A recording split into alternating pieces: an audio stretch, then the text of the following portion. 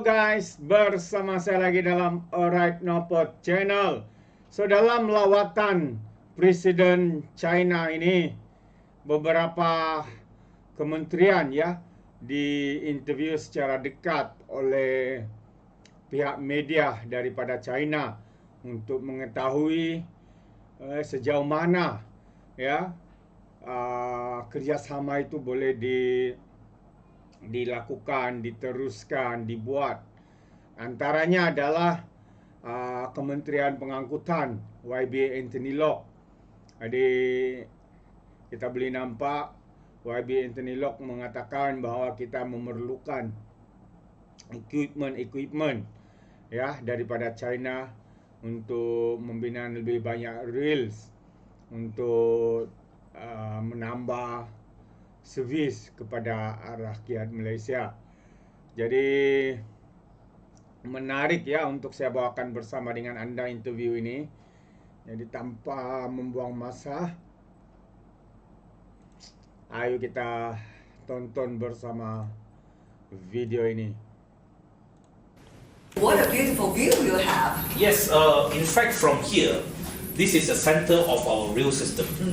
So from here, the line, this rail line, will connect the entire peninsula to the north and to the south. So you can check the work here. Yes. And of course, this is a very interesting spot because on top of the railway track, there is another track. This is our internal LRT line in Kuala Lumpur. This is our urban metro. So this, of course, is a very busy line as well for our LRT, for our urban metro. Okay. This is a beautiful train. Well, this is electric multiple unit, or they call EMU. Okay. This particular train is the model of our ETS. The ETS is our interstate train in Peninsular Malaysia. So this train is made by CRRC Juzhou. So CRRC Juzhou has a factory of assembly plant in Malaysia. Oh, they do? Yes, in Batu Gajah in Perak.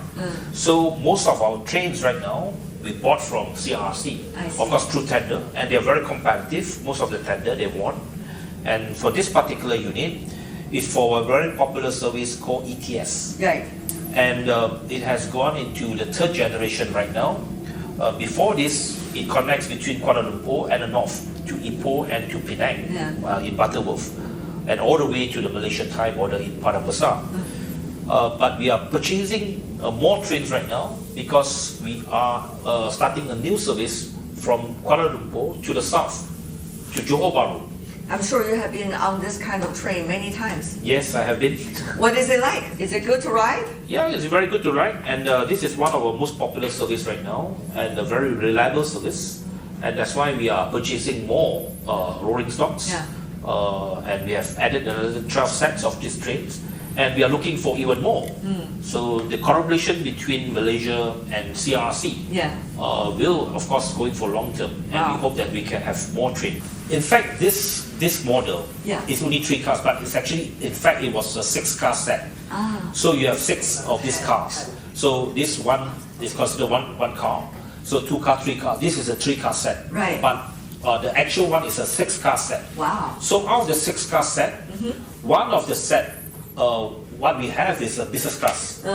So it's actually internally, it is almost like the HSR in China, the high-speed rail in China, where you have business class and the normal class. So for business class, it's actually very comfortable. If you are taking a plane, you are taking an aircraft. So this is a very highly popular service in Malaysia right now. I can see you love your work. Well, of course, I have to be passionate about it. Yeah. And of course, I have to do marketing sometimes. Yeah. Great work. So, for my first stop in Malaysia, I paid a visit to the office of Malaysian Minister of Transport, Anthony Lok Silfuk.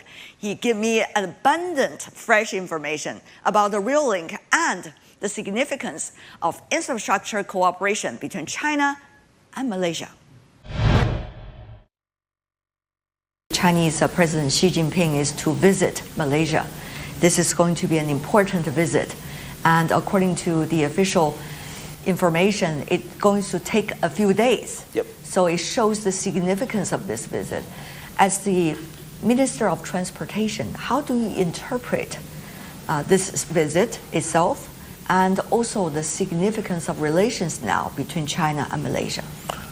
Well, I think this is one of the most important visits for Malaysia this year by President Xi Jinping. Of course, this year Malaysia is the chair of ASEAN. We are hosting many high-level meetings. In fact, next month, the ASEAN Summit will take place in Kuala Lumpur. And immediately after the ASEAN Summit, it will be a special meeting of ASEAN plus Gulf country, GCC, and China. So this will be another highlight of our foreign relations this year.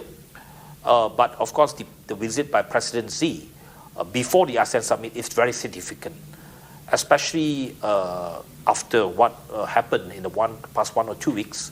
I think this visit will be more significant. And of course, Malaysians and I'm sure the rest of the world have very high anticipation of what this visit will mean, not only to Malaysia, but to ASEAN and to the rest of the world. Of course, everyone is looking forward to the message of President Xi that will be spoken in Malaysia.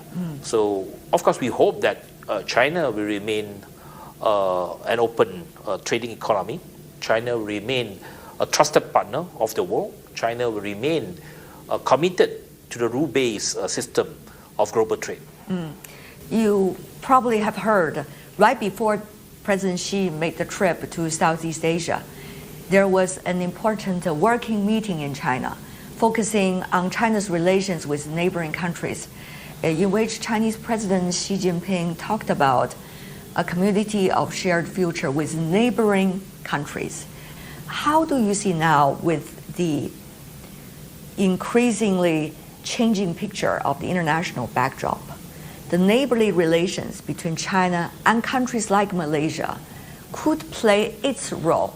If you just look at the numbers, 1.4 billion people in China, plus 680 million in ASEAN.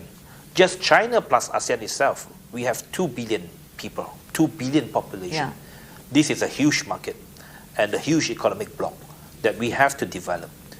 And I think in this part of the world, we have always looking at collaboration. We want to live in a peaceful world, and ASEAN as a whole, the establishment of ASEAN more than 50 years ago is to ensure that this remain a zone of peace and neutrality, that we do not want to take sides in terms of geopolitical tensions. We want to very focus on economic development, because I think as far as Malaysia is concerned, and to a certain extent most of our neighbors in ASEAN, what we do care is the well-being of the people. What we want is to have more development in terms of economy, in terms of infrastructure, in terms of social economic.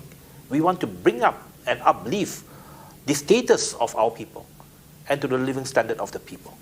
And I think this idea is very much in line with what the Chinese leadership is looking all about. Because the post-opening up of China more than 40 years ago is all about economic development. China has been successful in terms of alleviating poverty, in terms of raising the standard of the Chinese citizen, and we are looking at that as a good example. So if we can have close collaboration and cooperation with China, and with the very positive signal by President Xi Jinping talking about neighboring countries, talking about cooperation, we are looking at a better future together. I understand the East Coast Rail Link is such a signature of both Malaysia and for ASEAN as well. Tell us more about how confident are you to wrap up the current stage and move on to the next, given the current circumstances?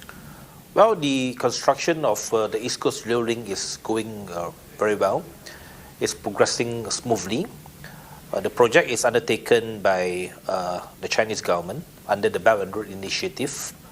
So in terms of construction, we are very confident that it can be completed on time, and it will be starting operational by 2027 in January for the first phase.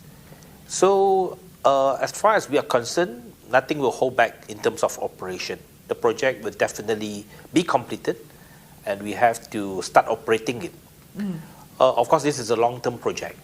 We are not looking at a short-term disruption or short-term problems. We have to look at the longer term. And with this project, it is a huge infrastructure project for Malaysia. Of course, it comes It's with... the largest in ASEAN countries. Yes, it's largest as far as our current development project is concerned. So it's more than 50 billion ringgit in terms of our investment. Of course, that is with the help of the Chinese government. It will be a long-term loan for us to repay in terms of the project. But of course, what we are looking at is how to utilize this project to transform our economy, especially at the East Coast region. And as you said earlier, you're not concerned about the investment into this mega project. Firstly, this project is already planned and already locked.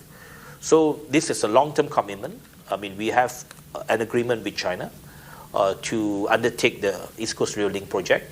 So I do not foresee any problem of disruption due to the current turbulent situation. So I'm very confident that this project, especially the East Coast Rail Link, will continue to be constructed and it will be completed on time. Well, the difference between this particular project and probably other BRI projects, the major difference is that China is not only constructing this project, but they are also jointly operating the river line. They are committed to do that, right? Yeah. So this commitment is very important. Because with this commitment, both Malaysia and China will have a joint venture, will have a joint effort to attract more companies to relocate to this part of the world, to relocate to this region, so that you will have more goods to be transported. Because it's chicken and egg situation. You have the rail, if you do not have the goods, there will be nothing to be carried.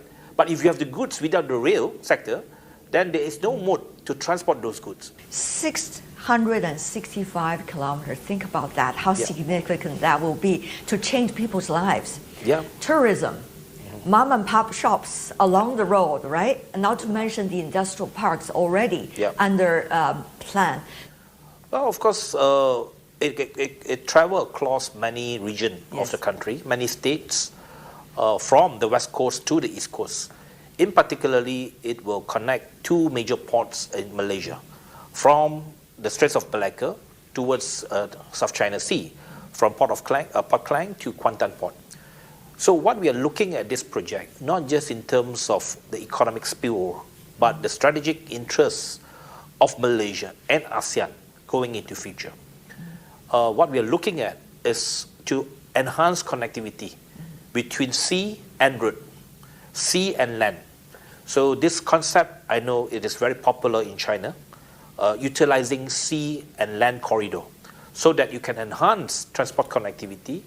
And this is precisely what the Belt and Road Initiative is all about, to ensure that transportation links can help to bring about economic development, but at the same time, providing vital connectivity and in terms of security and safety of supply chain can be enhanced. Wow, all of these words are key words these days, especially given what is going on the headlines of the international news. Well, I think in the current climate, especially what happened in the past 1 or 2 weeks, that makes it more important for ASEAN to integrate our economy. And one of the things that we have to do more is to have intertrade within ASEAN, in particularly our neighboring countries.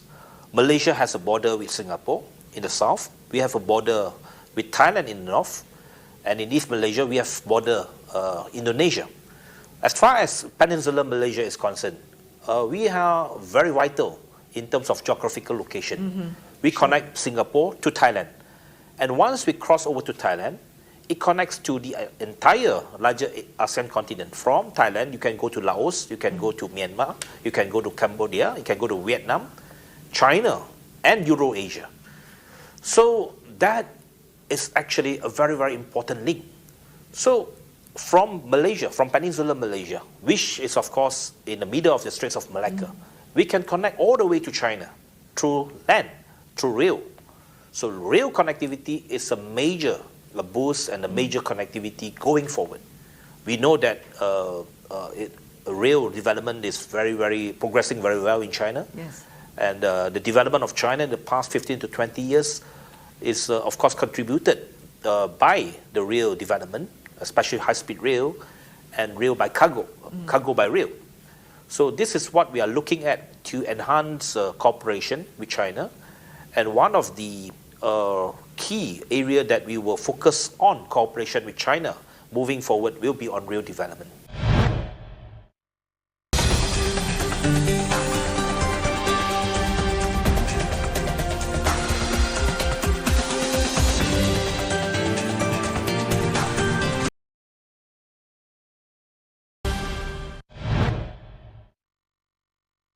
I understand from your colleagues, Mr. Minister, that you are on the ground several weeks, after once several weeks, just to check what is going on, to make sure all the projects along the way are completed on time and they are linked together to benefit the real people to travel. Well, I think the key word to transport is integration. Yes. While we have contributed and invested in many infrastructure projects, but what in the past was many of these projects are developed in silos without taking into consideration the integration of all these projects. So what I place more importance and more emphasis will be on integration, so that each project must be connected to each other, so that we do not look at projects from a silo perspective. So we look at it from a national perspective, where every single project, at the end of the day, is to connect with each other, connect the dots, and make it more integrated. And with a more integrated public transport and infrastructure, the country will be more strategic. The country will have more competitive advantage. And this will be good for the economy, good for the movement of people, and good for everything. While I'm talking to you, we noticed there is a statement, joint statement among the economic ministers of all ASEAN economies. And they have a statement, if I could just go through one or two details with you. Sure. They are jointly concerned about the unilateral tariffs from certain economies. And they are also concerned about the disruption of regional and global trade as well as investment flows as a result. And they're worried about the future of supply chains due to the latest turbulences. Now, it seems that your task is becoming ever more urgent and crucial now. Well, this is something which is unfortunate. As far as we are concerned, as we said, we are part of the global community. We always look at collaboration with other countries. We believe in the free trade. We believe that free trade can help prosper different countries in the world. And being a small country in ASEAN, we are a very open trading nation. We trade with everybody.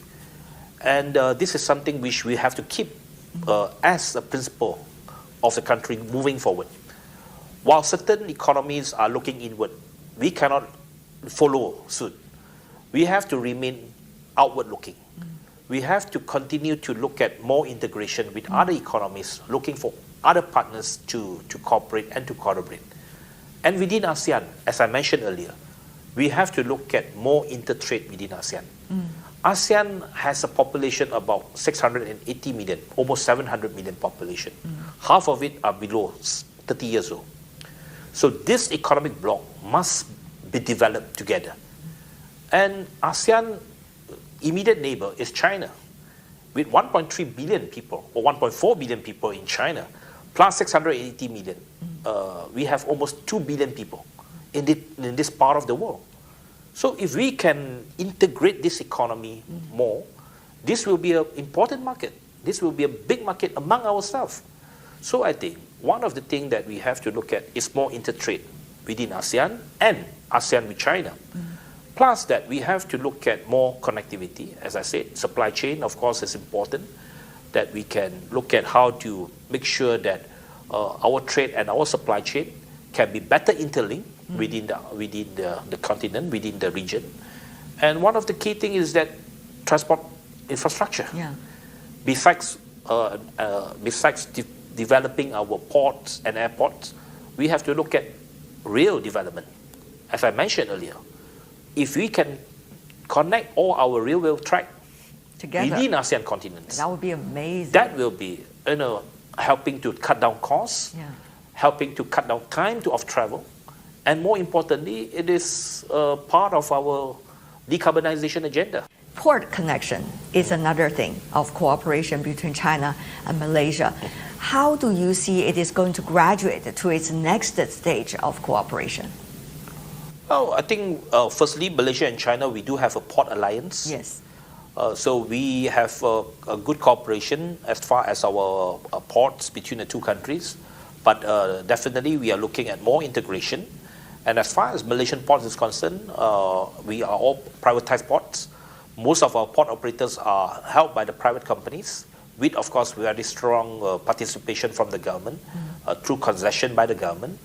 And we look at, of course, more collaboration with the world in terms of operations, in terms of port of calls, in terms of getting more shipping lines to call our ports. So with China, definitely we look at technological exchanges, especially in terms of linkages of ports. So we have direct calls between Malaysian ports and ports in China very frequently. And of course, there is another port which is probably we have a closer relationship with China in Kuantan, because the Kuantan port is partly managed by Beibu One port, the Beibu port from Guangxi. We see there are increasing interactions between China and Malaysia. How will this, to you, just as the East Coast Rail Link is, set an example and serve as a catalyst of how better neighbor countries can work with one another despite the turbulences today? Well, I think diplomatic relationship and people-to-people relationship and country-to-country relationship is about long-term. We cannot just look at short-term projects or short-term gain from each other. What we hope is a long-term relationship. Because a long-term relationship, and we keep to the trust of the relationship, it will go generation after generations, and it will prosper our next generation. So what we look at from ECRL is a long-term project. It's a long-term relationship. It's not just about building railway track, but it's building a long-term relationship between Malaysia and trust. China, and building trust.